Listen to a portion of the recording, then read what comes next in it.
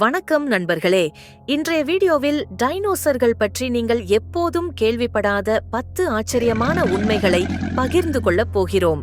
இந்த பூமியில் காலடி எடுத்து வைத்த மிகப்பெரிய மற்றும் மர்மமான உயிரினங்களான டைனோசர்கள் பற்றிய இந்த தகவல்கள் உங்களை வியப்பில் ஆழ்த்தும்.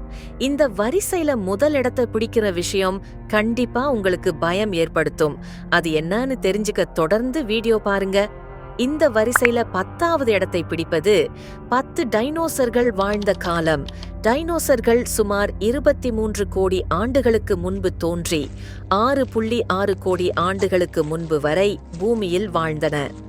அவை பூமியில் 16 கோடி ஆண்டுகளுக்கும் மேலாக ஆட்சி செய்தன. இது இந்த உலகில் மனிதர்களின் வாழ்க்கையை விட பல மடங்கு நீண்ட காலம். 9வது டைனோசர்களின் அளவு. சில டைனோசர்கள் மிக பெரியவையாக இருந்தன. எடுத்துக்காட்டாக ஆர்கென்டினோசோரஸ் என்ற டைனோசர் 100 அடி நீளமும் 70 டன் எடையும் கொண்டது. இது இன்றைய நீல திமிங்கிலத்தை விட பெரியது. 8வது சிறிய டைனோசர்கள். அனைத்து டைனோசர்களும் பெரியவை அல்ல. சில டைனோசர்கள் கோழி அளவுக்கு சிறியவையாக இருந்தன.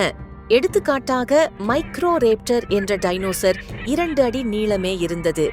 7வது இறகுகள் கொண்ட டைனோசர்கள். பல டைனோசர்களுக்கு இறகுகள் இருந்தன, மேலும் அவை பறக்கும் திறன் கொண்டவையாக இருந்திருக்கலாம். இன்றைய பறவைகள் டைனோசர்களின் வழித்தோன்றல்கள் என்று நம்பப்படுகிறது. 6வது டைனோசர்களின் மூளை.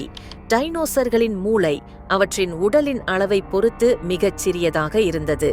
எடுத்துக்காட்டாக ஸ்டெகோசோரஸின் மூளை ஒரு வால்நட் அளவுக்கு சிறியதாக இருந்தது. 5ஆம் டைனோசர்களின் வாழ்க்கை. சில டைனோசர்கள் கூட்டமாக வாழ்ந்தன, மேலும் அவை ஒன்றாக வேட்டையாடியதாக நம்பப்படுகிறது. இது அவற்றின் சமூகத்தில் உள்ள ஒற்றுமையை காட்டுகிறது. 4வது டைனோசர்களின் முட்டைகள். டைனோசர்கள் முட்டைகளை ஈடுவதன் மூலம் குஞ்சு பொரித்தன. சில முட்டைகள் 2 அடி நீளமும் 20 பவுண்ட் எடையும் கொண்டவையாக இருந்தன. 3ஆம் டைனோசர்களின் அழிவு. சுமார் 6.6 கோடி ஆண்டுகளுக்கு முன்பு ஒரு பெரிய விண்கல் பூமியில் மோதியதால் டைனோசர்கள் அழிந்தன என்று நம்பப்படுகிறது. இந்த மோதல் பூமியில் பெரும் சேதத்தை ஏற்படுத்தியது. 2ஆம் டைனோசர்களின் புதைபடிவங்கள். டைனோசர்களின் புதைபடிவங்கள் உலகம் முழுவதும் கண்டறியப்பட்டுள்ளன.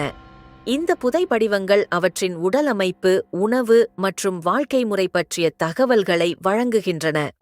1வது டைனோசர்களின் மரபணு ஆராய்ச்சி.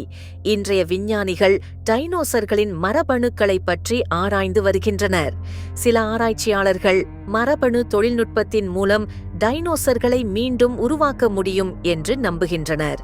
இதை பற்றிய உங்கள் கருத்து என்ன? டைனோசர்கள் மீண்டும் உலகத்திற்கு வந்தால் என்னாகும் என்று கமெண்டில் சொல்லுங்க. அடுத்த வீடியோவில் மேலும் சுவாரஸ்யமான தகவல்களுடன் சந்திப்போம். வணக்கம்.